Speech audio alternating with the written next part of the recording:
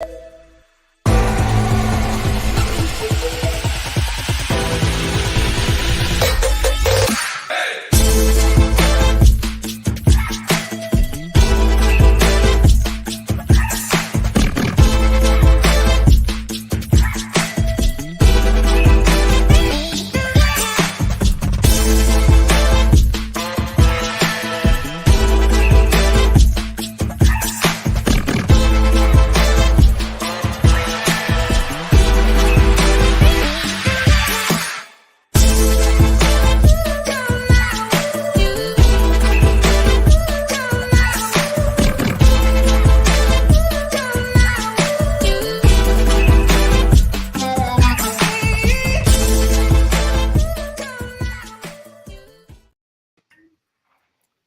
everyone, welcome to another episode of Raw Conversations Feminine.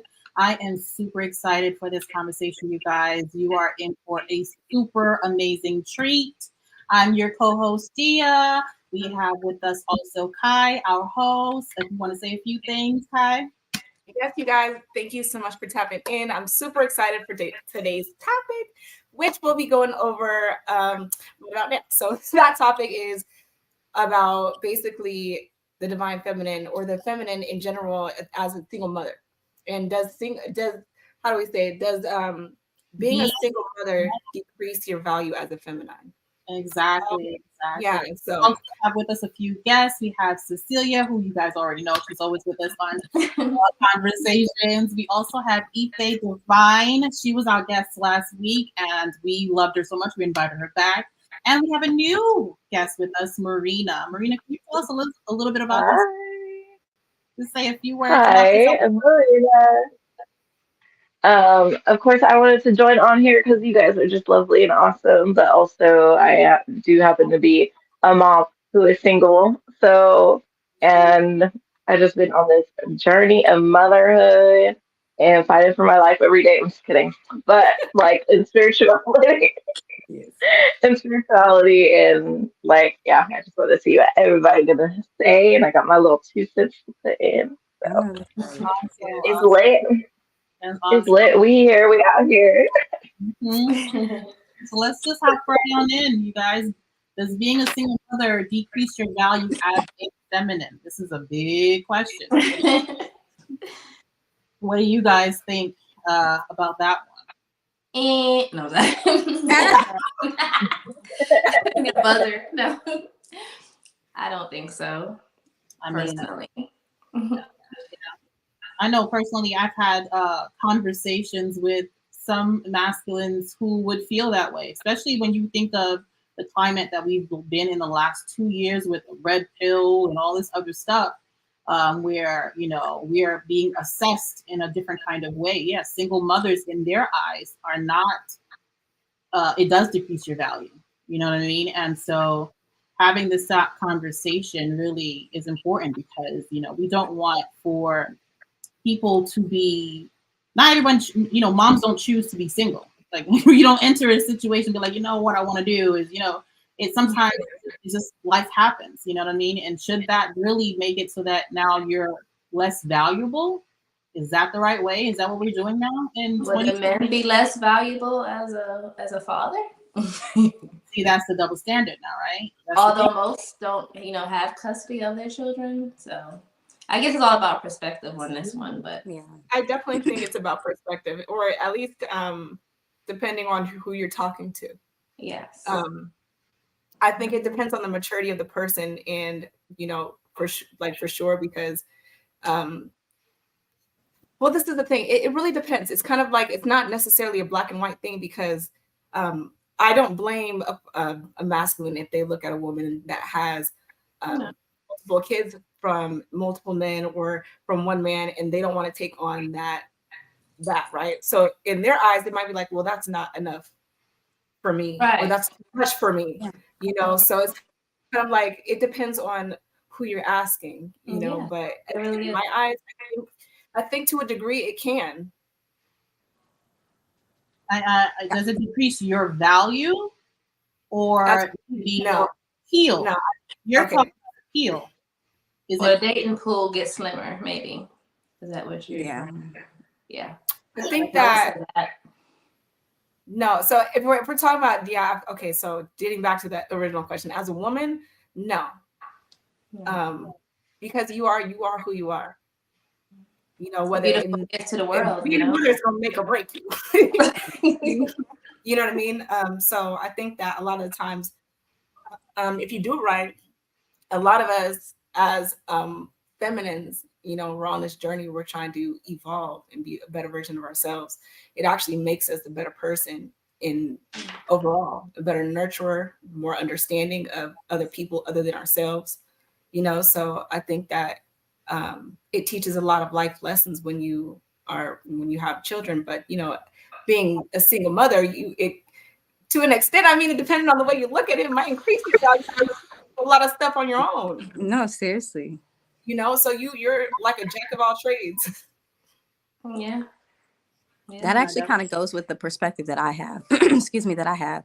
I was gonna say I agree with you when you said like to an extent, but I don't believe that it lessens our value. But I've listened to masculines, I've watched like other podcasts where they discuss this topic, and that's why I was really curious to hear other perspectives of it, because some of it I could get, like as far as like you said, like the coming with baggage and all that, you know, from previous relationships or marriages and all that. I get that, but like as far as me personally with mine, I took that and felt like, okay, well, like you said, if anything, you become more valuable. At least that was the perspective I had. Like, okay, well, if anything, I can do my best to increase my own value. Like not even just with the skills that I'm already going to gain being a parent, but like, okay, let me learn how to grow food. Let me learn how to do this. Let me learn how to do that. You know what I'm saying? So then just by default, I'm increasing my value in that sense.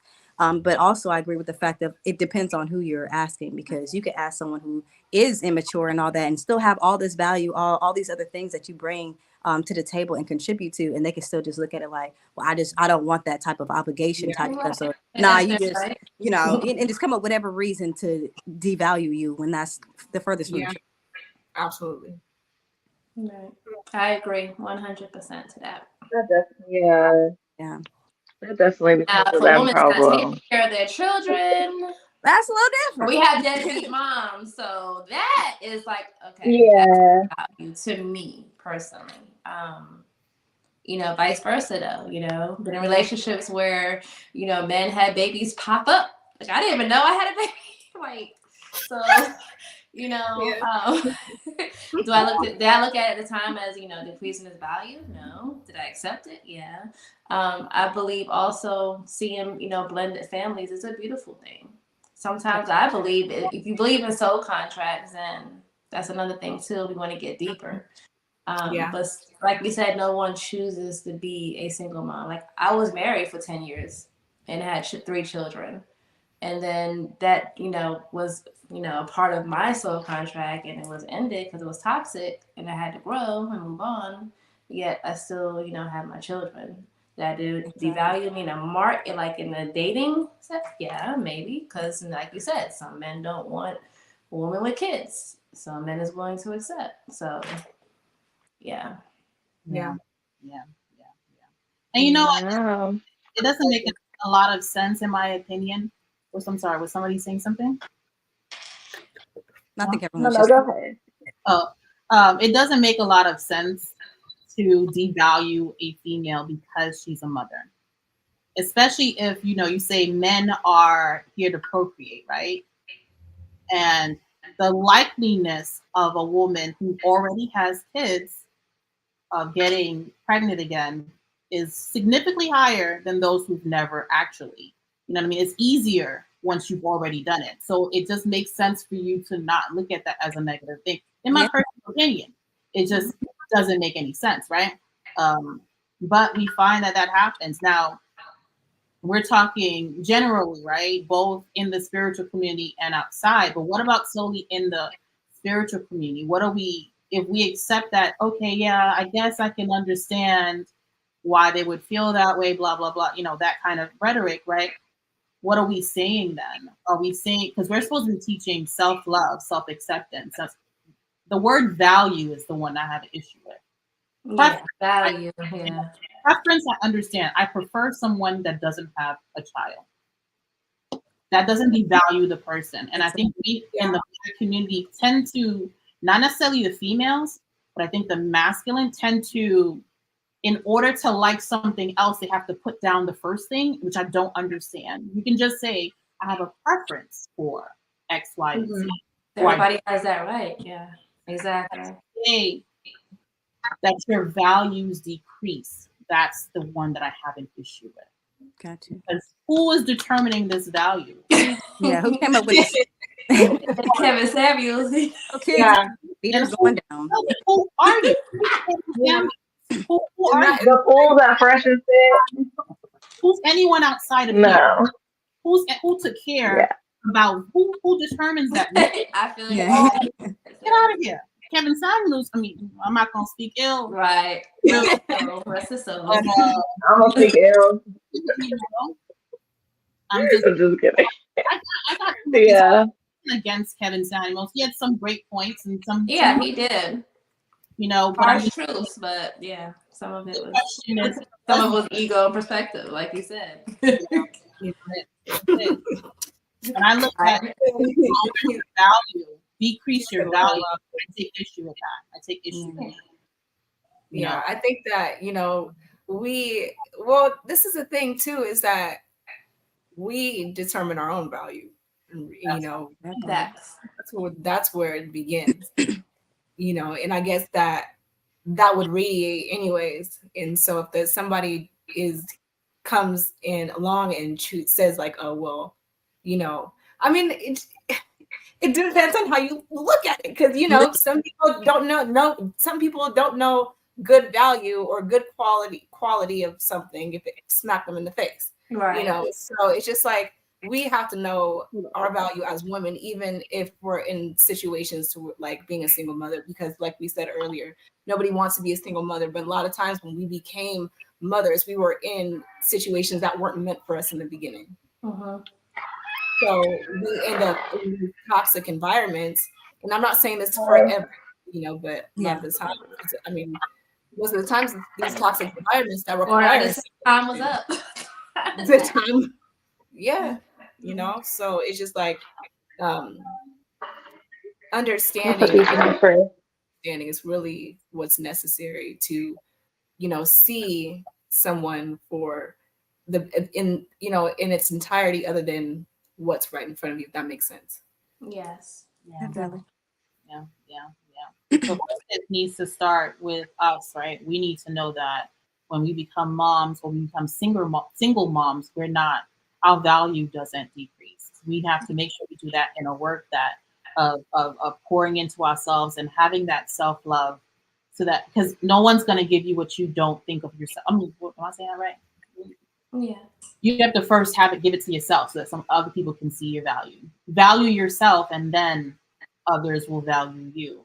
But if you don't value yourself because you're thinking, oh man, I'm a single mom, I'm out here in the streets, single with kids or whatever, then you may not get you may run into those who have that negative mindset or whatever. You attract what you are. So if you value yourself, those who value you will come.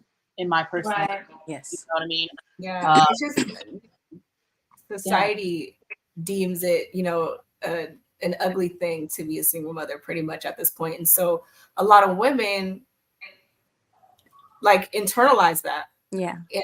And end up, decreasing or devaluing themselves in general. And then they get, they kind of end up settling because of the fact that they have more kids, because they have more children, because they think that if, they think that they're coming with all of these kids or whatever the case may be, that a quality man is not going to want you, but that's what society has told us. Right. And that's far from true. That made me think of I'm a testament to that. Like, likewise, I was gonna say, this made me think of a whole nother topic as far as like how people will have that same mentality and feel like, don't get me wrong, I am not against the poly lifestyle. Before I even say what I'm about to say, not against, not against, but there are people that will have that mindset, like, and because at one point I'll say, in a previous relationship, I did have that mindset because I have 5 children, You know what I'm saying? And so I did begin to feel like, okay, the dating pool is slim for me, and people aren't gonna want me with all these children and all that, And some people will even go as far as taking on the poly lifestyle just because they feel like, well, I ain't gonna find nobody myself. You know what I'm saying? Let me just, if anything, be the best sister wife I can be to someone else, because that's the only way I'm gonna get accepted. Yeah. Yeah. And it's crazy. It's for me, like for myself, it was like people try to project that onto me when it came to the separation between me and my kid's dad. It's like, are you sure? Like, you have this amount of kids, you have 3 kids, right? And are you sure? Hard, you're not gonna be able to do it, and so me, I'm a rebellion, I'm gonna do it anyway. But because I knew it was for my highest good, but but it was projected onto me, and I didn't realize that this was I didn't realize to that extent that it was so instilled in our people that like being a single mother is so looked down upon, and I'm not saying this to promote being a single mom, but if you're like, by all means, if you're in a toxic situation, you're in an environment that is toxic to you mentally, spiritually, emotionally, physically, get out. Yeah. You know what I'm saying? So it's just like, we have to look at things from a higher perspective. Yes. And then you also have people like in my situation, I'm a single mother, not by choice either, but like not because I left a situation. My children's father was murdered.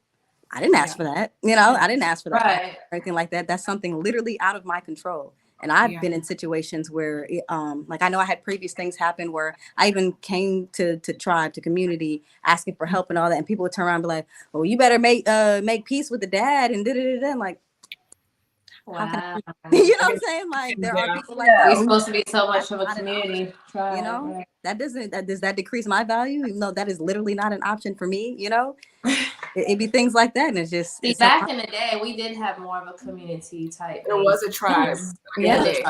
Especially in your situation where. Yeah, they just write you off. And it's like, if anything, those are people that actually need help a lot more, and those would be the same ones that people will tell you, shoot, you better start being open to poly and this, that, and the third, because it's like, that's the wrong way to do it. What else?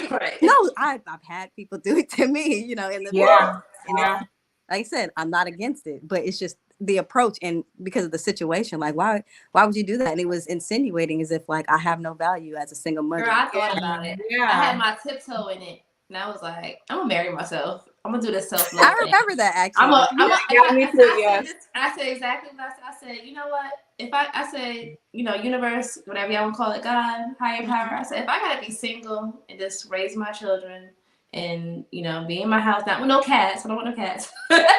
But just chill, like be celibate. I wasn't even thinking about sex, none of that shit, not dating, none of that. I'll be cool. And that's when, I'm saying, I was approached with my soulmate. Literally, that's how it happens. Yes, it is. Absolutely. And he loves my children to death. Like an instant happy the other day, he was on it before I was on it. It's like, that's my baby. That's what I be saying. I be wanting more feminists to hear those sides of this, because it's like they will really be out here thinking like, I'm just not gonna get nobody. Ain't nobody gonna be thinking about me. Like, baby, you sit there, you do the work on yourself, you heal yourself. And on that and your magnetism, I promise you, it's somebody out there. Somebody out there. You don't care if you had 50 kids, they'll be right there with you. Right. All right, back where we probably got children too. Exactly. The ones who are insecure in the situation, like you saying, I don't want to take that on. They can't handle it, and that's fine. So thank you for being honest. No, absolutely, because you're saving me time. Literally. But another thing is that people got to understand, like we were talking about earlier, being a single mother requires a lot out of you, especially since a lot of us don't have the village that was given to a lot of our parents back in the day. Yeah, we're doing a lot of stuff by ourselves. Period. You know what I'm saying? So it's just like we come, like, imagine taking on a woman with children who's already doing the most, like how much she can bring to your life. Yeah, exactly right. Exactly. I believe a woman if you want to take on the load and plants, she's a nurturer, it's a keeper. Like, Yes. yeah. Don't You know just what I'm saying? I got plants everywhere. Those are my babies too. not to kill them. I'm trying to learn not to kill the plants. I'm working on it. Baby steps, baby steps. Listen, Lord, you know. But yeah, I do agree with you, CC. I definitely agree with you. I think if you're looking for, and then especially in a world where they say, "Oh, women are so masculine," blah blah blah blah blah. But you're rejecting the masculines. You're rejecting the mamas. The mamas have the nurturing you're looking for. I'm just saying. Yeah, you know, My and mom is a even great being masculine, we example kind of of have to be being that we got to do a lot of things on our own. Yeah, You know, I and remote all so the time. you know, and it's hard to be in your feminine energy as a single mother to a degree. My mom's probably watching. Hey, mom, I'm so thankful for her. Shout outs to my mom. She lives right next door to me, and she retired, and she helps me with my children like tremendously. That's a blessing. They get off the bus. She's on it, doing the homework with them while I'm working. You know, whatever I'm doing the healing work and stuff like that. I got them at 7 weekends. They with me, but she's a wonderful. So I'm glad to have that, support. So that everybody don't have that support, but I always talk with my clients and always say, no matter what, even with your newborn, you have to do like a what do you call it, a time, like a schedule, like you have at least some free time to yourself, even if it's just an hour. You have to, because you will mentally break. Yes. You have to. Before my mom retired, I was doing it all on my own, and it was a little rocky. But that's what I word. Thank you, Spirit. Time management. Yes. That's one thing I guess I would say I'm thankful, because my kid's dad, he takes them half the week. So I have half the week and he has half the week. So I'm able to at least get that time in to be able to woosah, and I really do. Because I'm like, it's whatever, but I can only imagine for my mothers that are out there who don't have that break. Right. Don't have that space to breathe. You know what I'm saying? It takes a lot, mentally. It does. So I give it up to those who are single mothers, because it's hard. Yeah, it's a lot, and we make it look so effortless. Yeah. You know what I'm saying? And so my question to you guys is, I'd like your perspective on, would be, what would you say, how does being a single mother increase your value as a feminine? Like we were saying earlier, I would say is all the life skills that you learn along. Honestly, it was funny. I was applying for a job one time, and I saw all the requirements, all the skills, and I'm like, certification wise, I didn't have those things. But just life experience wise, I was like, oh, I qualify for all of this. I do it. I have multiple personalities. I got great management skills. I like all of that. Like I feel you like gotta be right. Yes, that's when you have children, you gotta be the nurse. You gotta be driver, time management. I learned all of that.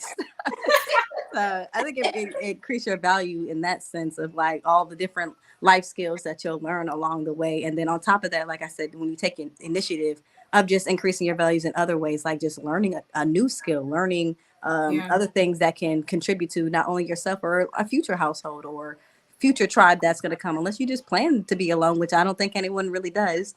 It's like, okay, so when I do come in contact with tribe or other or community, what do I have to offer? Like, hey, I know how to cook, or I know how to do this.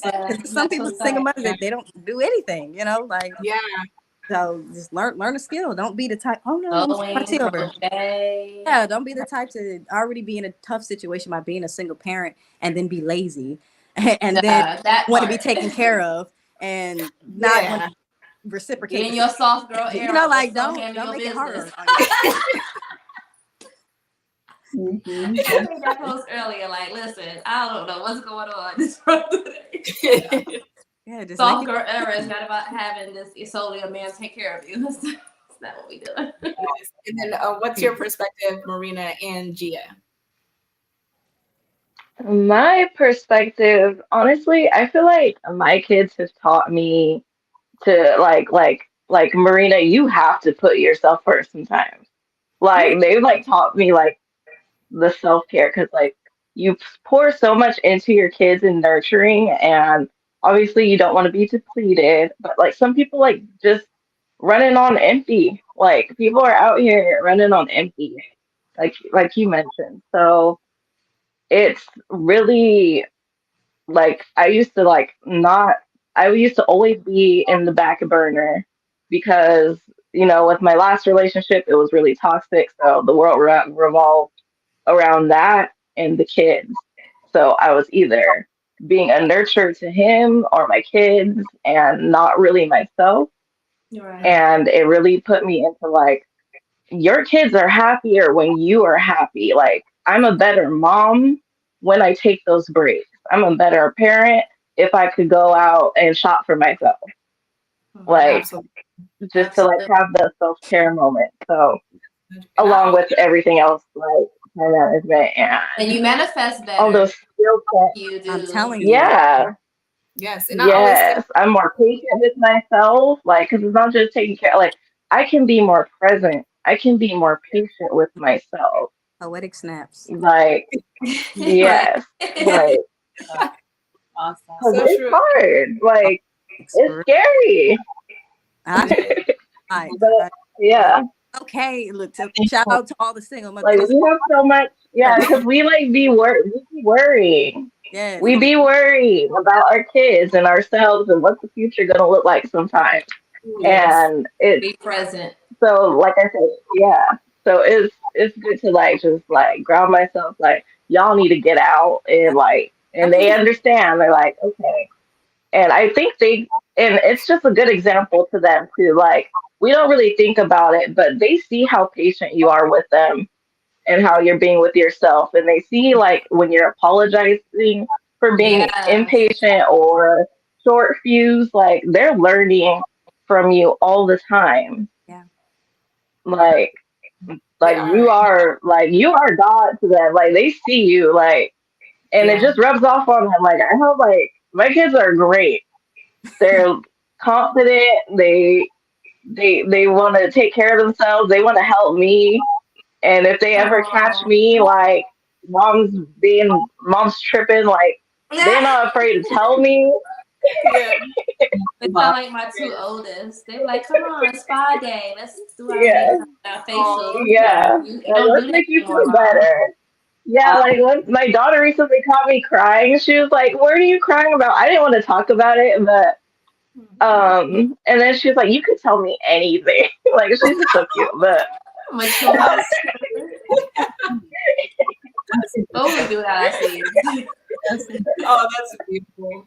And I love that yeah, because we, like you said, we are the example of how like our kids don't know how to handle their emotions or navigate life, and we're the living example of that. And they watch and they learn through us. And if we're unable to articulate our feelings or express ourselves and properly, they're not going to know how to. So even just taking the time to be present, working on yourself, and like you said, having those moments of self care is vital because what it is, if there's a, I mean, I agree with that. The happy wife, happy life, but I mean the wife, not in that way, but just happy mama, happy home. yeah, yeah. I'm always like that, Mm. what I'm saying? Because we are, if we're ungrounded, it could be crazy. No, seriously. Yeah. And just to have that time to take care of ourselves so that we can show up properly, that's important because Vital. we forget that we are not just mothers. Nope. Right. Yeah. This Yeah. is only one aspect of who we are. This is not the whole thing. So it's not healthy to overgive to your children either. You have to make sure that you're balancing out your internal reality as well. Yes. That's shame. So taking that time to like sit back, reflect and just recharge your energy is extremely important. And I love that you said that. Yeah. Yeah. And Gia, what was your perspective? How has motherhood increased my value? I feel like it's been in multiple ways. Like I mean, I know that you guys know this person, but I wasn't always this person, right?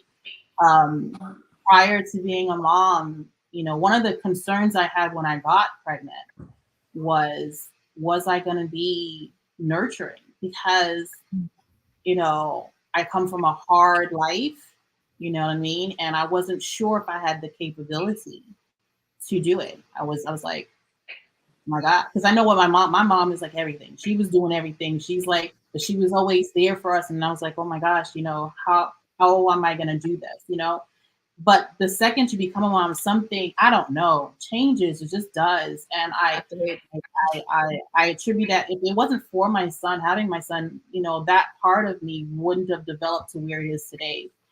So in that way, I think that definitely increased my value. And then, not for nothing, the shaping of the next generation increases your value.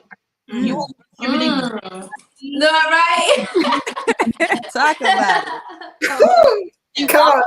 People who are going to take over once we are gone. Right. Let's talk about it. Valuable, point blank. Period. You know what I mean? Yes. And I'm appreciative. That's an honor. Yes. So the ancestors, whoever, universe They had the decided. next Malcolm X. I mean, Yes. The universe decided that there was something that I can contribute to the next minds of the next generation, and I think that that's beautiful, and that automatically gives me value. Yeah. Let's pass the collection. Period. She understood that. Right. Goodness. That's how I feel. Understood. Okay. I love that, and I love that too, because I think about those things myself, and just looking at my kids and just realizing, like, man, you're next up. Right? You're next up. You're what's left of me when I'm gone. I was about to get even deeper. I was like, does that give decreased value on the universe when they birth us? That's the Gemini jumping out of the box. Hey, you know what they did? I mean, I'm gonna tell you now is that I went through a whole rebirth after the birthing of my 3 children. You know what I'm saying? I think that for myself, I wouldn't be obviously I wouldn't be the woman I am today without them, because they will mirror the hell out of you. They show you your scars. They show you your Facts. I feel myself waters. Child all the time dealing with my children. I just be like, I can't say anything to that, because that is key right there. And I'm like, okay, reparenting moment. Okay. For real. No, yes. And it's so, and once we get to that understanding, that understanding that, it's just like, that's back on. I put it like this, because there's a lot of my childhood that I don't remember. I don't remember how entirely my parents were with me, but I find out to a degree by the way that I treat my children. So I find a lot of missing pieces by the way that I've handled my children, or how I've, either like, because back in the day, like when I first had my kids, I wasn't I wasn't the best mother, period. I was unaware. I was very masculine. I was emotionally unavailable. And that's just what it is, And so it took me a lot to get to the point to where I had to look at myself and like, like you don't know at this point. You don't know how to be a mother at this point. I had to tell myself that before I could actually make a shift. But I also had to go back and be like, maybe, this is where you break the generational curse. Once I took that on as dealing with my children as a healing process, and being like, okay, these little nuggets are gonna trigger the hell out of me, and they're gonna force you to grow if you allow them. Yeah. And my kids are highly intelligent. I learn from them all the time. Sometimes I might say something that is out of pocket or off the Richter and be like, Mom, no. If you look at it, or they'll be like, give me another perspective on whatever we're talking about. I'm like, oh. So well, I can see, so it's just like right. So what you were saying earlier, I feel that because my kids they're very confident. They I wanted to make sure that I instilled that self-assurance within them, because for a long time I wasn't. You know what I'm saying? We grew up in a generation to where our parents wanted to either live through us, they wanted us to go in a specific direction. They basically controlled. Yeah. They wanted to control our life. Yeah. And so I allow my children to kind of be free to an extent for them to develop their own identity. And that in itself sometimes is triggering too, because it's going against what I've been taught. Yes. You know what I'm saying? So yeah. It's extremely healing with my children. And I don't just, not in a way to where that's all I do, but it's just like you can evolve tremendously when you look at them as your teammates on this journey, other than just people that you're just trying to make sure that they do right. Yeah. Even with my dynamic with my mom. And you saying that actually makes me think, like, that's a privilege that we get as a single parent, like, period. Like, I don't know about you guys, but my ex doesn't live with me and he doesn't really take the kids with him either. So I'm like, I get front row seat on how they are processing and evolving through all of like what you said. Yeah. And like that's something that he's not seeing. But even if he was in the home, I think it would be different because of course you're co-parenting together. Like you would have a different outcome of how your kids behave. Yeah. You know, does that make sense? I don't know if that'll make sense. It does. No, yeah. Yes. Yeah. Definitely. Yeah. Yeah. It's really a beautiful thing. And I love what you said, Gia, because like it reminded me one time I had a dream about my kids. And they were standing in front of this huge tree, just standing there, smiling. And like I heard something say, like it said, sing a different song. And then like the tree got bigger and it was like portraits, like a family tree. And I woke up out of that dream and like it just really blessed me because it made like it was like if like they were not gonna follow whatever down the history line of my ancestors. They were gonna do something differently. So I don't know. Next generation, beautiful. Yes. Very very happy to like we put in that work and molding them. That's a very beautiful thing. Yes. Yeah.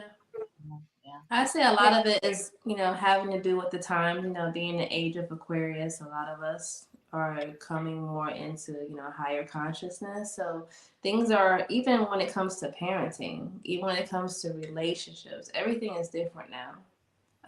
I see two polarities of that though. I see, one end and then I see the other end.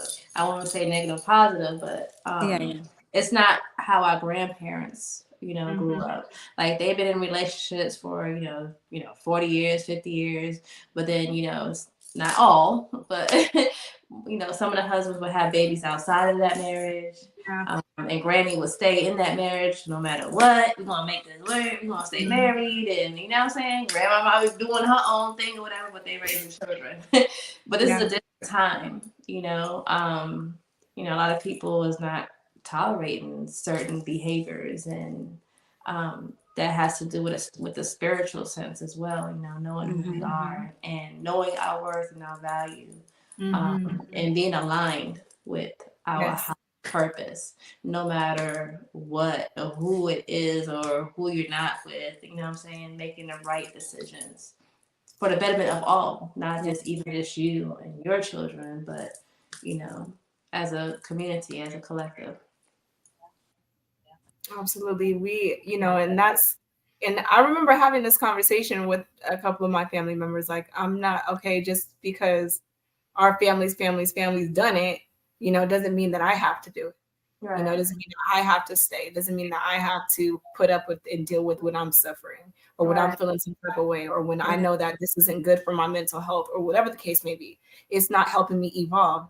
Therefore, it's keeping me stagnant. Yet you guys want me to prosper, but I'm telling you that this situation, you know what I'm saying? And we're not looking at the things in that way. Right? The same cycles. Exactly. Because listen, now that I started digging into the rabbit hole, and I'm hearing like stories of like ancestors on my altar right now. I'm like, oh, they was doing that? What? Oh, auntie was what? Yeah. Uncle was what? I'm like, I don't want that. I didn't even know all that as a child. Everything looks perfect. It does. It looks peachy cream because we grow. A lot of the times it was like it was all nice, dandy. It was looking all good on the outside. You get back home, it's a whole nother story. Yep. you know, because people wanted to have the image of, oh, our family's still together, this, that, and the third. And, you know, as I always say, is that sometimes a lot of the times it's healthier for the children to be in separate households than to be in one household with everybody in a toxic environment. Yes. Because for me, like, even, you know, and I probably shouldn't put it on here, but who cares? You know, for myself, you know, I you know, basically told a couple people that were in my immediate circle or whatever that, you know, I'm able to be more patient, more present with my children now than I ever was being in that household. I'm a better mother now as I'm removed from the situation than I was inside the situation. And even their dad is a lot more chill than he was back in the day. So it's just like, it's better for the kids. It's a lot more peaceful on both ends. You know what I'm saying? So sense that. You know, so so tension in the home. Exactly. So we gotta look at things. We gotta be solution oriented. You know, and if the solution is not found within the household, sometimes you have to remove yourself. And that in itself doesn't mean that you're less valuable. That just means that you figured out what you're worth. You have wisdom. You're applying it. Don't nobody tell you devalue. Shoot. Yeah, because I'm sure that you know, most women who have like 2-3 kids know that it's going to be difficult walking away from a situation. There don't, you know, it's there's always that fear to an extent when you're initially walking away from something like that. So, you know, we have this narrative that, you know, women choose to be single mothers, or you could have stayed, or you could have, well, I could have, but I also. But you don't know what would have been the circumstance if you were to stay. Because like even with mine, I stayed in a 7-year marriage with my children's father. And I was that type. It's like, okay, I want to stick it out. You know, it was a lot of things happening and all that too. But like it's like you said, it's a lot harder to remove yourself from an unhealthy situation when there's children involved. Yeah. But dang, hold on, I lost my point. Because hearing this, like y'all got me everywhere with it. I understand. It's really good. It's yes. really Stay in an unhealthy relationship. But had I stayed in that situation, because I did eventually leave, but when I left, that's when everything had happened. But it's like, had I stayed in that situation, it could have got worse, or I could. It could have been worse. You could not be here for your children. You know what I'm saying? So it's like that's not always an option. Yeah, you would be more realistic about things. Like you gotta see it in its totality. And I was just saying, like, choose better. You just choosing that. Like, no, I'm trying to use what knowledge I have and the wisdom that I do have to come to the best conclusion that I can possible for all of us. Yeah, absolutely. As somebody who grew up in a very abusive home, I can tell you, as the kid, that I prayed for my parents to separate. Yeah. Me and my brother prayed that it never happened. Never happened. You know what I mean? And so we just endured having to deal with this situation over and over and over again. It never happened. And the times where I thought it was going to happen, where maybe cops were called, and we got so excited. We were so like, fine.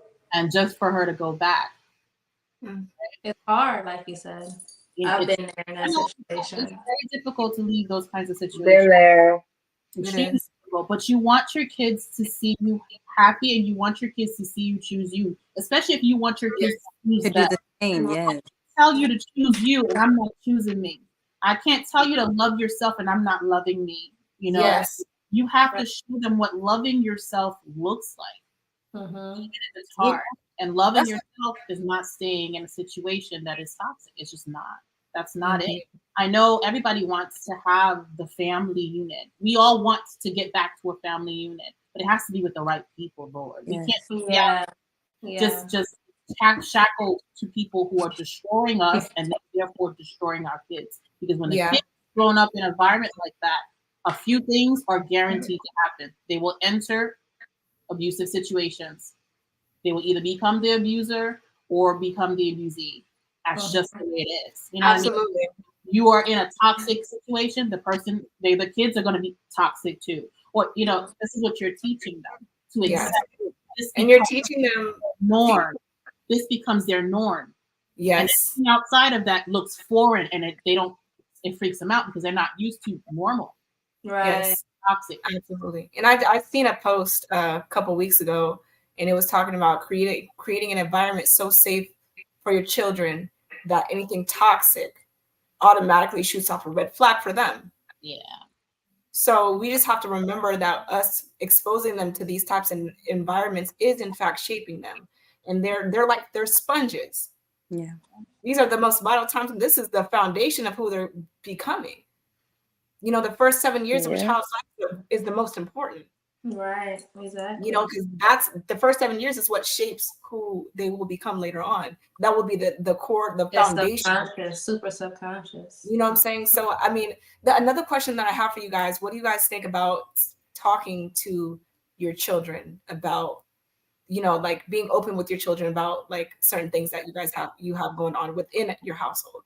Do you guys talk to your, like for myself, like I would check on my, like when I initially walked away, I did like talk to my children about it. I asked them how they felt and if they were okay with it and this, that, and the third, just to kind of get their mind frame or like to see what their internal, like how they felt. Because I know that for me, not having my biological father around took it in, like it nobody said anything to me up until I was like 15.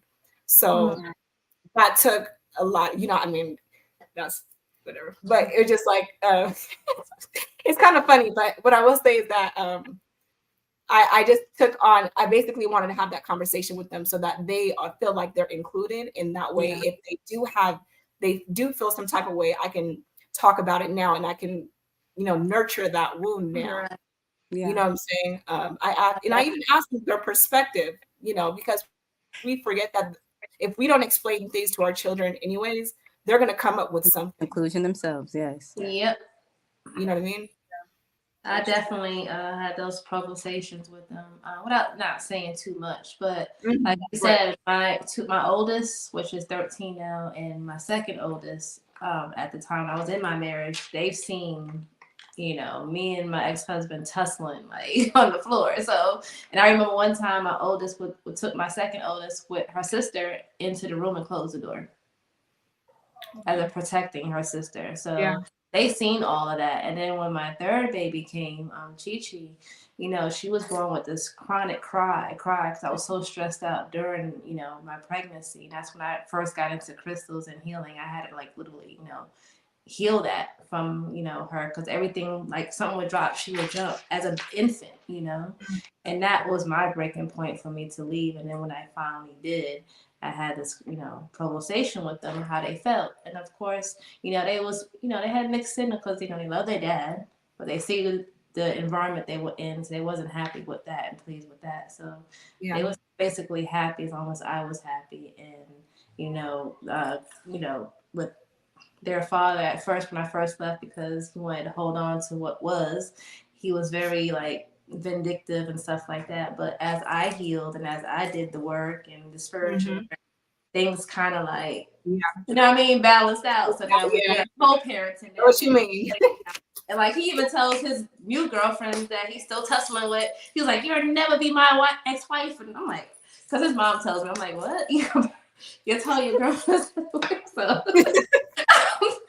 And then my youngest, you know, with her father, you know, me and him, you know, co-parent. So it's just a matter of just communicating with your children without saying too much, you know, like without being too overly, just enough for them to understand. Shit. I ain't know none of that. Like, you know, and I try to tell my children in the best way possible without being like disrespecting their dad, you know, because that's not.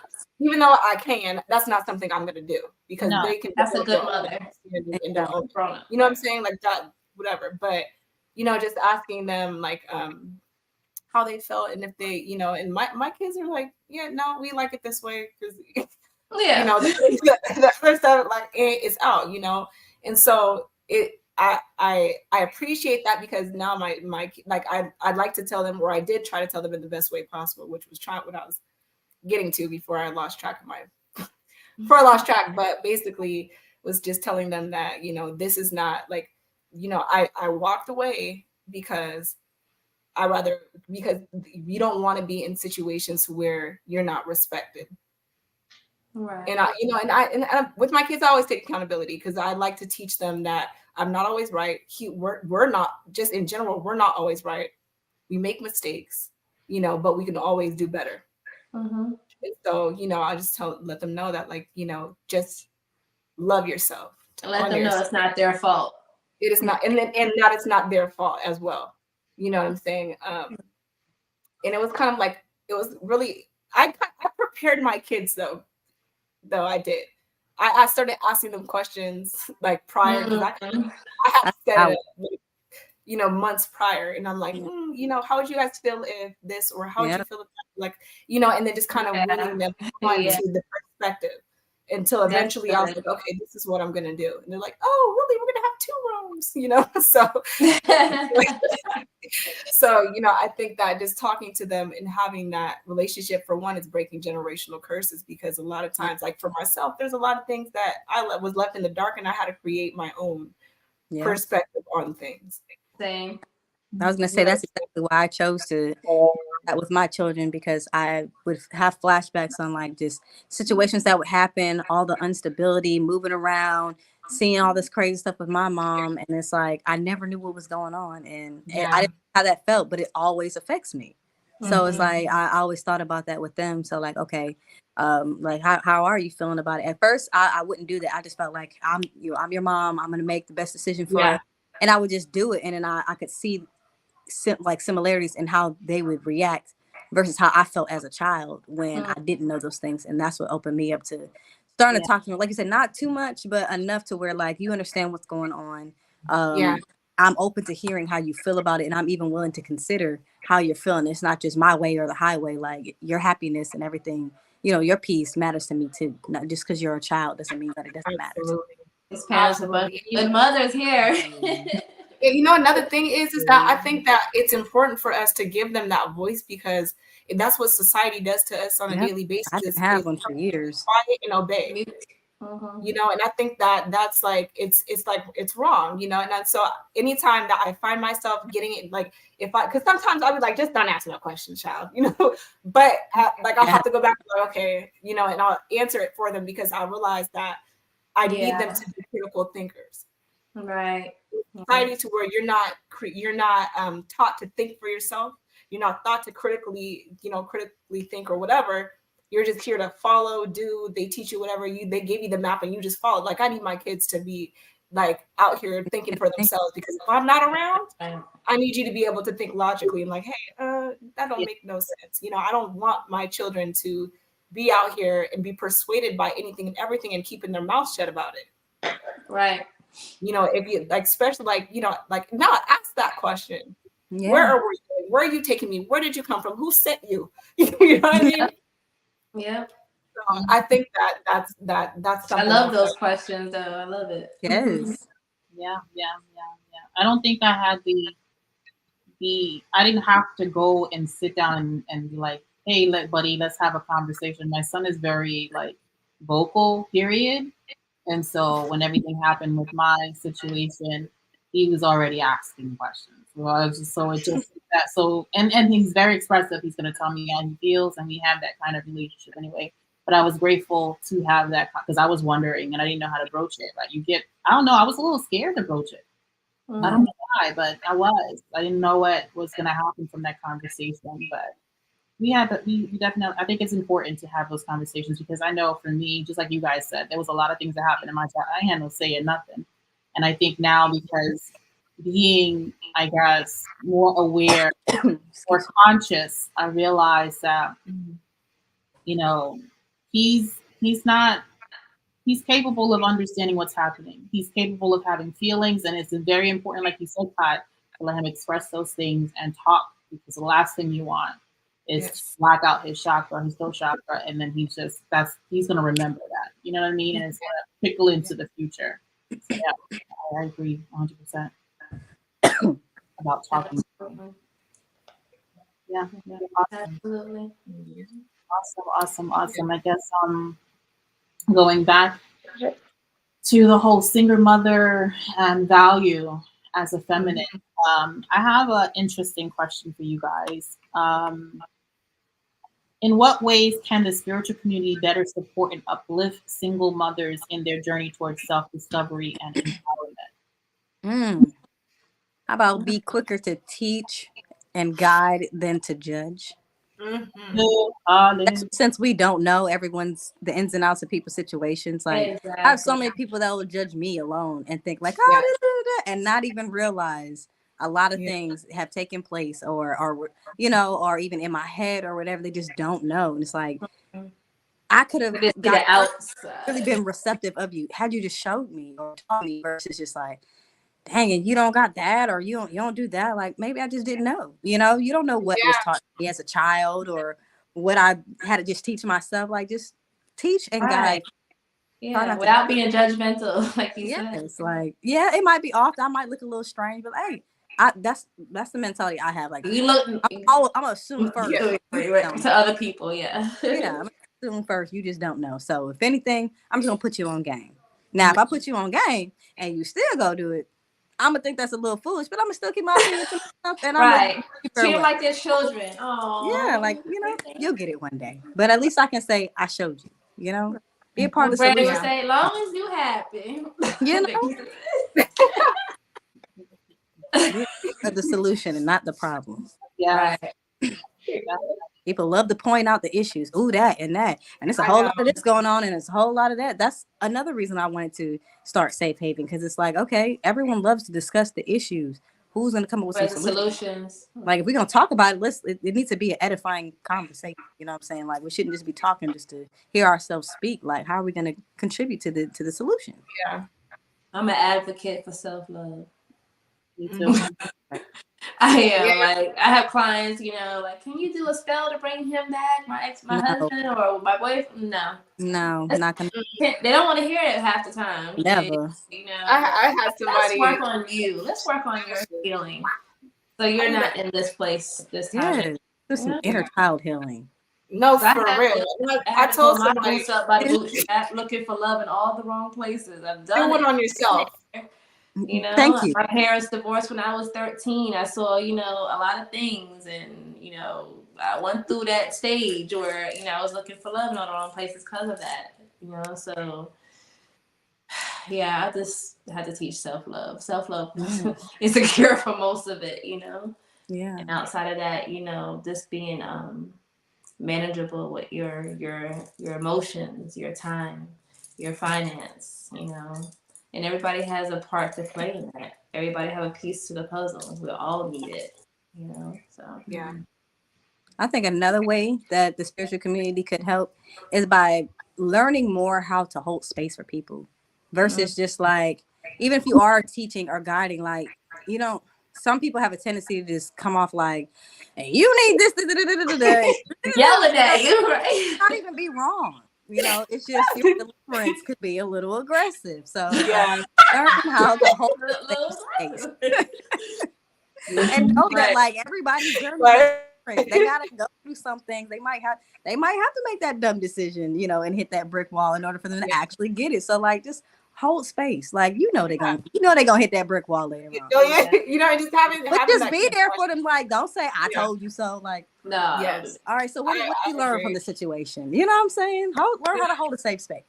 Yes, saving space or holding space, having compassion and just looking at things that it ain't, not all of us choose this life.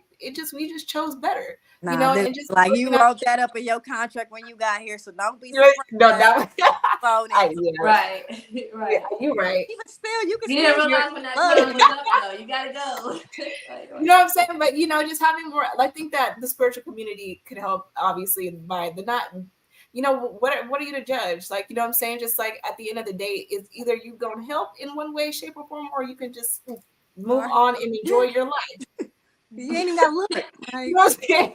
Go you know what I'm saying? We this is the thing, is that people think that, or at least this is what I think, is that a lot of people think that we just out here just like right. No. Like no, like a lot of we still learning, we still healing, we still growing. We are, and as we all know, each individual is their own worst critic, and we all go through those days to where we are, we might feel low, we might feel high one day. Some days, takes a lot on us emotionally, mentally too. I mean, as we're, going through this journey and we evolve and stuff like that. But there's moments to where it is hard mentally or emotionally, period. And it's, and the last thing that we need to hear is, well, you should have had them kids. you know, Right. you know what I'm saying? It's just like, what you want me to do? Literally. You know what I'm saying? So it's just like, okay, well, you can either, like you said, educate me, give me some advice, hold space for me, have some compassion, give me some resources or whatever. You feel me? Like, whatever the case may be. That's Stevie Wonder. Be a solution oriented other than problematic. Yes. If you're gonna come to or me or us or whatever, just think about that. You feel me? Like, are you being an asset or what's the other word? An asset or a burden? Liability. Right. And some single mothers are really on the edge. So it's just like it's tough. Well, yeah. I want to run away every other day. Yeah. I'm working on my patience because as you grow and evolve, I know for me, for personally, I can't say for everybody, but become very sensitive, especially when it comes to energy. Yeah. Especially when it comes to people around you. I'm telling you, I'm like, I want to stay to my sensor, right? I'd be like, I need to go in my office. I'm telling you. Close the door. Close the door. Like, leave me alone now. Yes. I'm still working on that. I guess that's a part of it I'm working on. I'm like, Yes.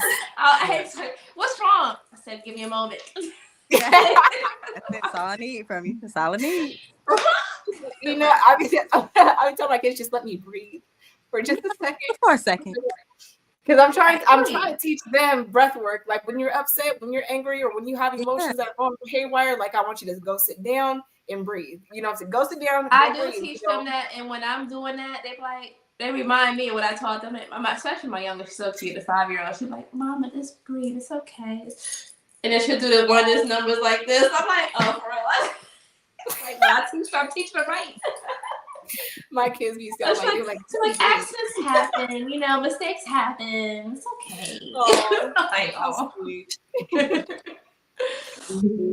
Oh man. And my oldest, she's good at this. She'd be like, I teach about manifesting and speaking things into existence, watching your words. And she said something the other day. It was about hair, and I was like, I'm not paying no $200. I don't got no $200 to be paying for no hair. She was like, you shouldn't say that. She's like, she's like, Mama, you're a millionaire. I'm like, no, I don't use it. Gotta be mindful. No, for real. And that's the thing too. Your kids will hold you accountable. No, literally. My kids will hit me quick. You said, right. 2 years ago, but you said on everything. So let's see. Okay, so Marina and Gia, what do you think? How do you think the spiritual community can? You asked me my own question, Lord. Okay, fine. Okay. You're not I would say the community in general. Like, out the bag.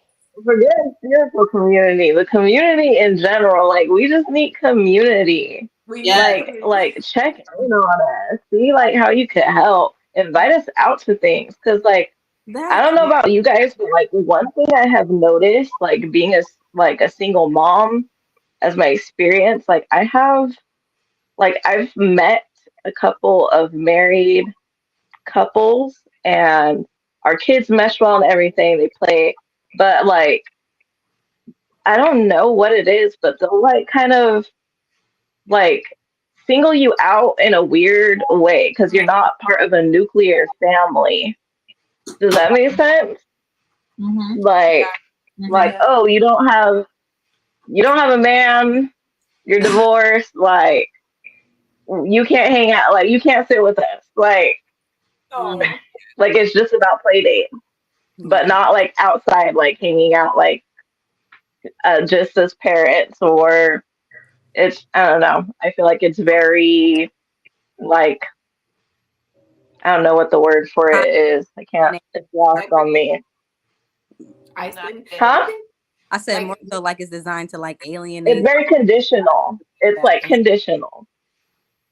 Yeah. When you said that, so Truman Show with Jim Carrey, where everything was like played out and like all the family was all perfect on the outside of everything. But it was all make believe. But yeah, that's what I saw. Yeah, exactly. That's what it be feeling like sometimes. I'm like, okay, I like we can still hang out. I don't want your man. Like, it's worse in the church. Have you seen the church?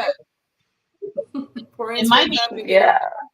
Yeah. I be telling look at, well, I'm not gonna say the whole story, but what I will say is that, usually I just try to remind mothers and people like that you're not like, get out there and go do something, go out there and just like enjoy yourself, enjoy life. You know what I'm saying? We kind of get caught up in the box of being a mom.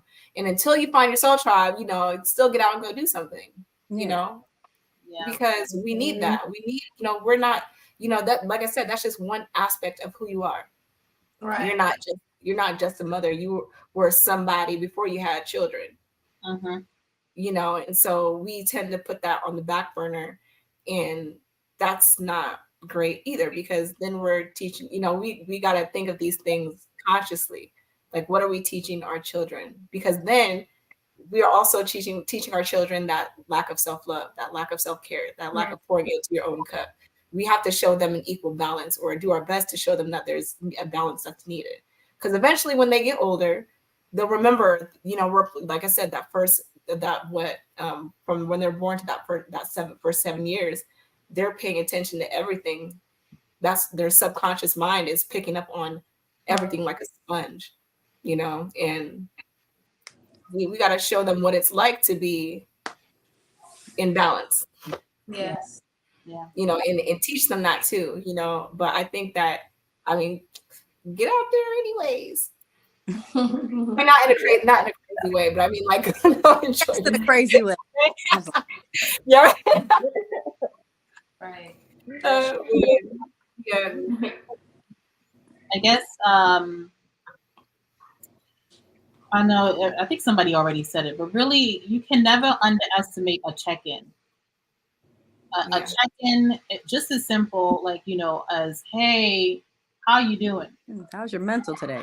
Go a long way, especially, and not to, but if listening to your story, Ife, I could just imagine that check-ins would have been really nice. Yes.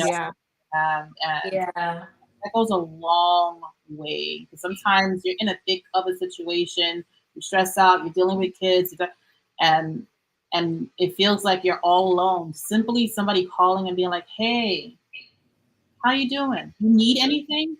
Yeah. Even just like, hey, you want to go to the park and maybe I'll watch your kids play? Yeah. And you can that fresh air and I have to be like, I haven't enjoyed being here if I have to keep looking around. Right. Yeah. I think that goes long. It does. And it's appreciated. I've been in those situations where, I've helped someone come out of a, abusive relationship with 2 kids and invited her in my home till she got on her feet, and she's doing great now. So, like we said, you need that community, you need people to do it because you want something in return. I didn't want anything in return. I saw, myself and her, like, when I needed someone. My mom, I'm fortunate my mom was there for me, but some people don't have that. So. Absolutely. And I agree, even when I went through, because Gia was there when I went through my situation, and she helped me out tremendously. She helped me out more than she checked on me more than my own family did. So, and it was, we don't appreciate those, like, you never know how much you really need it until somebody actually shows you that, like, hey, there's people out here who will show up for you. You know what I'm saying? So I think that's, just Cecilia, you doing that, Gia, of course, I appreciate you 1,000% always, because I think that in my mentality, during that time, like, I'm still evolving, I'm still growing, and, there's certain things I'm being triggered by in bringing up certain things to my awareness. And I'm realizing I did have that mentality of it's all me or nothing. Not because I wanted to be that way, it's because it's been in my reality, it was proven time and time after again that I can only rely on myself. Yeah. Yep. So when I had that situation and it went down, and basically I left, I was in a motel for she was there the entire time, and I realized like, oh, there are people out here, it gave me a new perspective, and it gave me a new awareness. And when you have that, it also gives you it gives you a certain level of confidence as well. Yes. It reminds me of my friend. She said, "You're teaching me how to be a good friend," because she never, had that experience where somebody was actually there for her, with no stipulations, no strings attached. I promise you. You're really teaching me something. Yeah. For And real. that segues me now, right? Because we're talking about how the spiritual community can better support and uplift single moms. But how can we make it so that we are ourselves as mothers supporting and uplifting single mothers? You know what I mean? Like supporting those within our circles that we know that are struggling or by themselves or whatever. How can we better do that for ourselves and not really wait on anybody to do it? Within our own little community. I think by having more self-awareness, because a lot of people like to point fingers or it's like how you're not in a position to judge another person's situation. You're not. You should know, being in the same type of situation, how it feels. So just be more considerate of that when it comes to, considering this other person or showing them love or knowing, hey, you tend to get a little emotional. You feel a little alone sometimes and all that. So if Susie's over here doing a little something weird because she feel a little lonely, like, I'm not gonna judge Susie. If I love her, I might tell her a little about her risky behavior, but I'm not gonna judge her because I know exactly where that's coming from. You know what I'm saying? Like being more supportive in that way and more encouraging versus putting people down and pointing fingers, because it's like it's gonna play out differently for everybody. Yeah, and like you said, putting yourself in another person's shoes as well, and understanding that in one way, shape, or form that you've experienced this too, like you experienced something similar or that same emotion to a degree. You know what I'm saying? We emotions are recycled. We've all experienced them, in different ways. So once we put ourselves in someone else's shoes and just be like, you know what, if that was me, but in a genuine way, obviously, in a genuine way, because some people don't have that level of self-awareness to. A child couldn't be me because I talk about like that. And then right. Don't throw shade like that. That came straight out of the church. Right, child. Straight out of the church. With a big hat on. Yeah. Girl, like a fan. The back.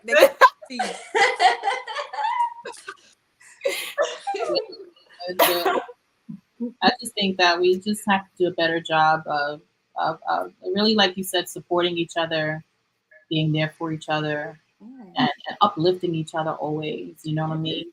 We've been in each other's shoes in some kind of way, shape, or form. In a community that's supposedly full of impact, we got no empathy. We got to work on that empathy, Jesus, because we in the universe, where they at? The flesh, right? We're God in the flesh, right? Where they at? So everybody claiming to be an impact. Where they at? Perspective. And that's how I learned how to look at things. Even like in the past where I've been hurt or my ex-husband, I don't even hold none of that against anybody. I'm just like, I look at people as children. Like a toddler is trying to walk and they fall down. You don't say, "Get up, you little dummy." You know what I'm saying? They don't do that. So you're just like, please don't say that. Like, don't look away so they don't cry. Like they're gonna pick themselves up, they're gonna get it. They're gonna get it. So that's how I look at, life on that perspective and people and how people go back and forth all day on the internet. It's funny because I shared Dick Greger. Like, I was being sarcastic. I'm like, seriously, like you're arguing about stuff that don't even matter. Like most of it is just from the ego. Like if you just look at like we're, God body, we're this love, this energy, and we're all here living experience in this beautiful matrix, this beautiful fantasy land. Like, so you just have to be the own operator. You have to be the co-writer, the play, the actress, and just write your own script. So Indubitably. That's right. I think that spaces like these as well, and just being, especially as, as conscious women, as us operating in our divine feminine energy, or just wanting to evolve, expand our awareness of self. I think these platforms or these types of topics are needed for us, because I think a lot of us, like I said, we get stuck in what society says, and that becomes a program that gets embedded in the subconscious mind of a lot of our women. And I think that the more that we, even as single mothers, connect with other single mothers in a healthy way, not in a not trauma bonding, but I mean like in a way to where we are help each other rise out of our own ashes. Sometimes the phoenix needs to go help the other phoenix rise out of its ashes, and just being there for one another as well. That could be something we can also we can contribute to ourselves, because each one teach one. We a lot of us are in different, we're in different stages of our journey. And some people are still in certain levels of that journey that you've already surpassed. So you can go back and, relay that wisdom onto another to help that woman. And she relays that on, this is how the circle of life goes.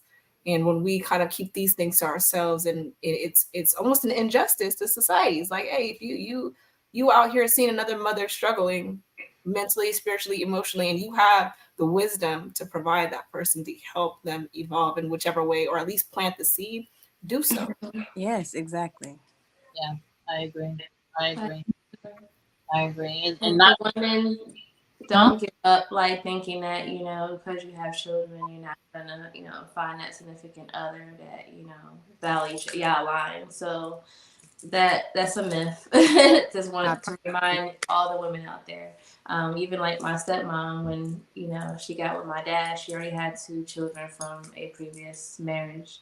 And they together almost 30 something years now, and I had my little brother at that relationship, which is beautiful. So, and my dad, never blinked an eye. Like, he took care of my stepsister and my stepbrother like it was his. So there's men out there that is not gonna care if you have children from a previous relationship. It's absolutely possible. Like, even with myself, like my biological dad wasn't there, but my mom found herself a husband that loved us, like, as well. He was there and everything like that, So I can't, and I respect that, and I've always respected that, even after finding out he was my dad, But I mean, I knew he wasn't. It was a little suspicious, but at the end of the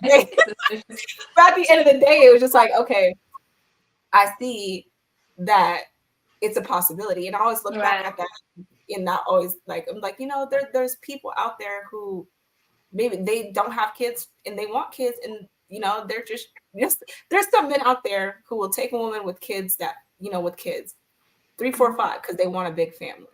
You know what I'm saying? So and like older women, a lot of older women have children, right? And so it's just like you can't, like, we have to also remember that that's never mind. But it's because I was gonna say, it's just like we create our reality, by the way that we think, But then I was like, but then like I had another thought that was like, well, depending on your chart, but I mean, so many aspects. I get it though. Yeah. It's all mixed in there. It's all But I mean, I feel like if you desire it, if that's what you desire and that's what you want, and you have kids and this, that, and the third, it's absolutely possible that you can come into someone who honors you and loves you the moment that you choose to do the same for yourself and love and honor yourself. Right. You know what I'm saying? Because a lot of times that blockage is from you not valuing or not seeing your own worth. Yeah, definitely. I definitely agree. So don't be running from the work. Run to it. Yeah. Yes. That part. That'd be a lot of people's problem. Yeah. Ain't nothing wrong with wanting it, but be willing to put in the work that comes with receiving that. What she said, what Issa said, put in the work. Put in the work. Don't think you're gonna get some little crystals and everything's gonna be okay. Or you're gonna do some little candle magic and everything's gonna be okay. Yeah. And it's a journey. It's not microwavable. It doesn't happen overnight either. Not at all. It's a long line of journals and journaling. And it don't stop. It don't stop. Damn it. You know, even when I That's my journal book, matter of fact. Oh, here it is. Right here. You got my one right here. To the point where you Go get it. I think we all have to get to the point. Oh yes. Mine's right up, like I got a big thick journal that I've been writing in for the last since I walked away. So the past couple years I've been writing in that journal. And so you know, and so it just is, you know, looking back and seeing where I was and where I am now, it's crazy, you know. But I've been putting in the goddamn work. That's the thing. My mom was 65 and she had books when she was in her early 20s, like before she had me. And she's like, I just found this. And she was telling me, like, you know, different periods throughout her timeline that she wrote down. And she was like, I didn't get rid of this thing. I was like, I found that interesting. She was journaling. But that's it's like a time capsule. It is. It really is. Like, you see yourself transform, and then obviously we know that it helps you develop your own self-awareness. You see your patterns, you can see what, like, it gives you a whole nother perspective. You're looking at things from a bird's eye point of view type of thing, you know. And so that's why I love journaling from time to time. I mean, sometimes I be like, I ain't journaling today because I'm just that upset, but but for the most part, you know, I think that it's, you know, if we learn to take these experiences as a learning lesson, we like, you know, I obviously on a soul level I needed to experience this. This was what was supposed to happen. These experiences are shaping me to be who I'm supposed to be in order for me to teach who I'm supposed to teach and have the skills and the experience that's needed to, you know, reach the people I'm supposed to reach. Right. And that adds what? Value. And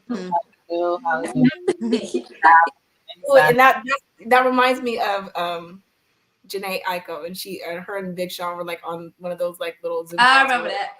And she said she was talking about love and the definition of love. She was breaking it down like living on valued energy. You know, and just understanding that, you know, our time, our essence, our mind, our mentality, our us in general, ourselves is valued energy, is valuable energy, is worthy energy. No, facts. It's a part of that. You are, like, I look at our spirits or our souls as the bloodline of the divine, of sorts. Yeah. That's value yourself.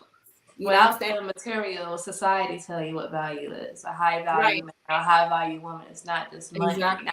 So to call someone invaluable, because you could lose that, and then what? You're not valuable. Exactly. That part. It's deeper than that. Yeah. So this was an awesome conversation, guys. I really appreciate you guys. Got deep. Yeah. I love hearing all of y'all stories, different perspectives. But yeah. Anybody got any questions? Look, I want the questions at. Oh yeah, does anybody have any questions that are on here? Like to add? Check the pin post for the link, and you can call in and ask your questions. How have you guys been doing since the spring equinox? I want to ask because you guys enjoying this new season. March got melatonin in it for me. I've been resting. Everyone has been resting. Every feminine I have encountered has been resting. I've definitely got more rest than I usually do. Collective thing going on, Rest. It's been interesting. I've been setting up cleaning. Yes. Like this was one of them, you know, where I want how that, you know, around. It's like this energy of getting prepared for what's to come. Yes, literally. It's like, you know, like Spirit's like, let me sit you down for this moment, relax, and just kind of just flow things out, because there's about to be like a whirlwind of abundance that's coming in. You know what I'm saying? Like before something big happens, sometimes Spirit will put you in that period of rest so that you can have enough energy to, you know, maintain all the things that are coming in for you. Yeah. You know what I'm saying? So I just feel like in this time, like there's a lot of us going through major shifts, and it's calling a lot of us to rest, because a lot of us there's a lot of things that are changing. I just feel like this is, I mean, I know astrologically, but just, you know, this, you can feel it in the air. Like this is a whole different vibe than previous years. You know what I mean? And it's been crazy. This first is only not only. Time's been kind of going by fast though. Yeah, I've noticed that too. I'm like, come on. Yeah. LinkedIn is You know, Like, I don't want to quantum jump anymore. Shoot, it's doing it for me. no, I'm trying to tell you. Yeah. And you know what's even crazier? This is kind of awesome. It's like this is the quietest election year I've ever seen. Right? Quiet. You ain't lying about that too. Either I don't really get involved with it. I just haven't heard anything. I don't get it. I've never even. I don't know what's going on. I unsubscribed because they got a whole lot of. I know, right? Maybe that's why. Maybe because yeah. Yeah. I was like, unplugged from it. I thought that was like interesting because I've seen something and I was like, oh, it's election. I just seen a post that said, so a person that's banned from having a business in New York City is allowed to run for president. That's always how I realized that. I'm like, oh. It's all a joke. Yeah. That part. It's all a stage, It's all a scam. Other than that, I think that for us, like for a lot of us on this journey that are doing the inner work and just continuing to dive deeper within ourselves and just become more aware of ourselves, it's our time, and it's time for us to really like put in like it's go time. Yeah. This is especially everybody, all of us ready. Now are light workers. I feel like it's rest especially for us because we're going to be needed. Oh yeah. Yeah, absolutely. Because it's just like the wheat from the tear. It's like the great divide. Like energetically, like you could clearly see it though. Like it's not no in between gray. You can see like yeah. It's like it's like a you have a balloon and you try to squeeze it. And just, that's how I feel like this is like a lot of us are like we're being forced to grow. Like we're being forced to grow in our comfort zone. I agree. You feel me? Like we're all comfy, like up in this bubble, and Spirit's like, no, like, right. Yeah. Great demonstration. Oh, thank you. I was hoping that made sense because sometimes. No, but I'm excited. I'm excited for this year. I think it's going to be amazing. I don't know. I have high hopes for this year. I know it's going to be amazing. It's what was it? Year 8? Year of the 8? Yes. Wood dragon. Yes. Number 8 year. So I'm excited. Yes. And life path number 8, and then what was that? Well, is anybody into? I know Celia, you're into astrology. The Kali Yuga with the Capricorn, Libra, Cancer, cardinal signs that we ended a 15-year cycle of some sort. Yeah, Jasmine told me the thing about that. I was like, Lord, really? Yeah, okay. I'm being drugged in a good way. Like I'm keeping up. I'm like, okay, I got my running shoes. Yeah, and I think, well, for me, I'm in tropical astrology. In Virgo too. I'm a Capricorn Sun, Libra rising, and Aries moon. Oh wow! So I'm like, oh, this hit hard. The last 15 years was intense, but I feel the change. I was like, watch, nobody's gonna tell me nothing. You handling it either? I am. I think I do. And I think that I do. I'm just like, at the end of the day, you know what? I think the best thing in this whole journey that I could have learned is that everything is working out for your highest good. Period. Yeah. That's like, I think that saved me from the last few years that I've experienced. I think that's what, like, okay, well, this is supposed to happen. So, like when I teach, this is what I'm getting it handed to me. I'm like, okay, yeah, I understand. Yeah. I know this is an illusion. I know. Okay. Yeah. I get that too. Yeah. And I'm experiencing. So now I'm being tested, or this is an opportunity for me to grow and not do things the same way I did it previously. And so I think that, at this point, I look at everything as an opportunity for growth, or what can I learn from this, or how can I like alter the way that I'm seeing this from the last time I've seen it, because the last time I seen this it was ugly, it was ridiculous, and, like obviously it's being brought back to my attention again, so I got to do something different. And I'm just like, Spirit said right now to a lot of people that are watching, maybe some of y'all on the panel, it seems like things are not moving the way in the direction where you want to see things, but everything is moving. Actually, everything is working out behind the scenes. So just be patient, just chillax. I'm gonna take my goat milk bath after this, and put my little cucumbers on, just chill.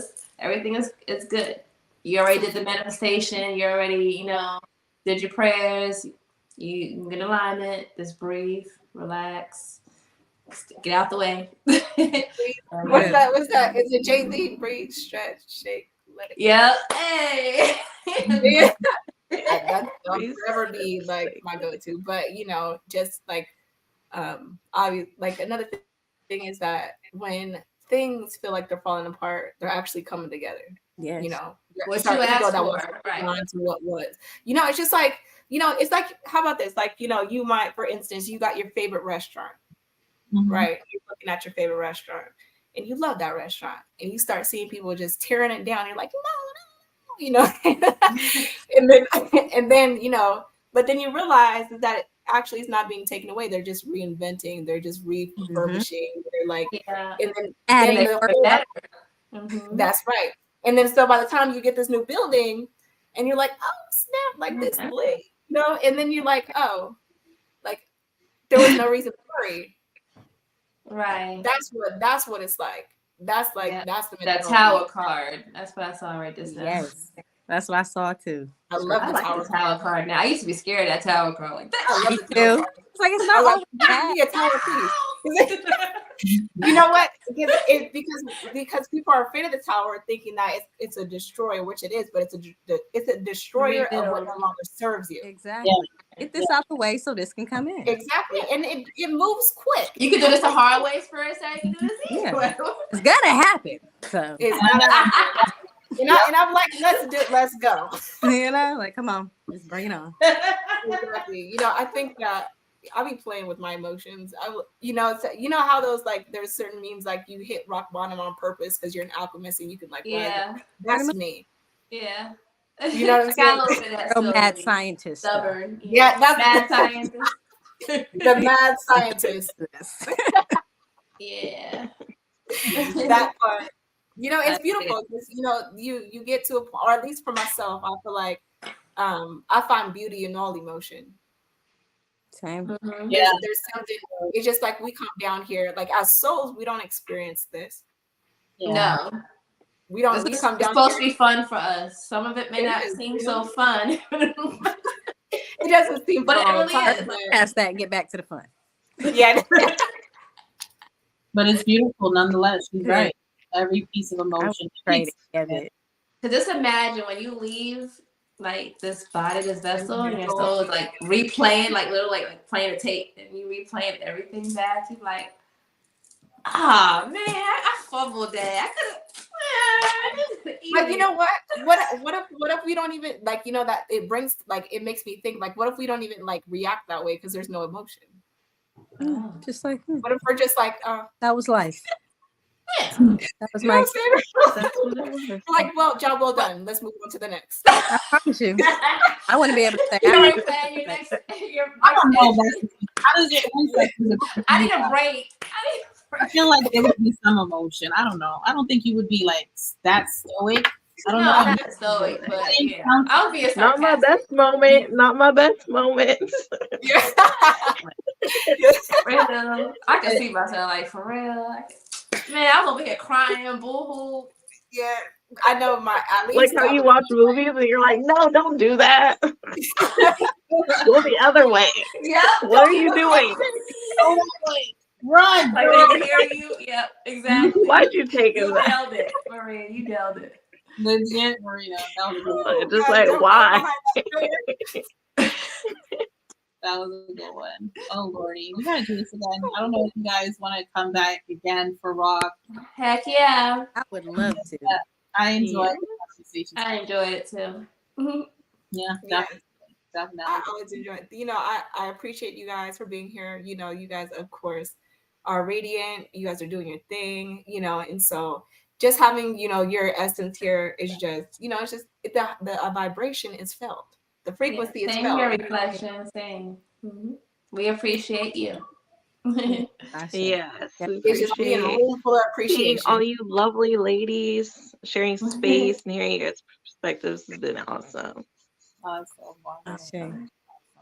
Well, I'm It's a glad you guys blessing. enjoyed Like, it. I had a lovely time. I think that we really kind of gave a really clear perspective, I hope, you know, on our own perspectives on being a single mother and our value and this, that, and the third. And, you know, I just think that I learned a lot myself. So I thank you ladies again.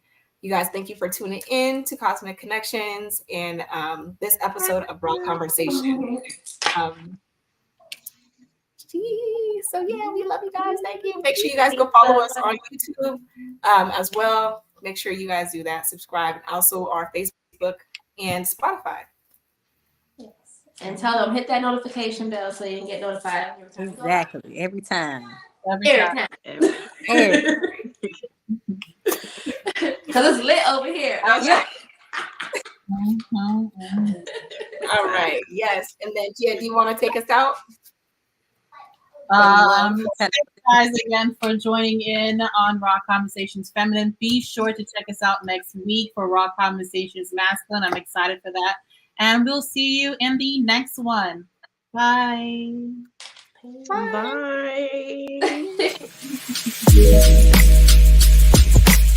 bye.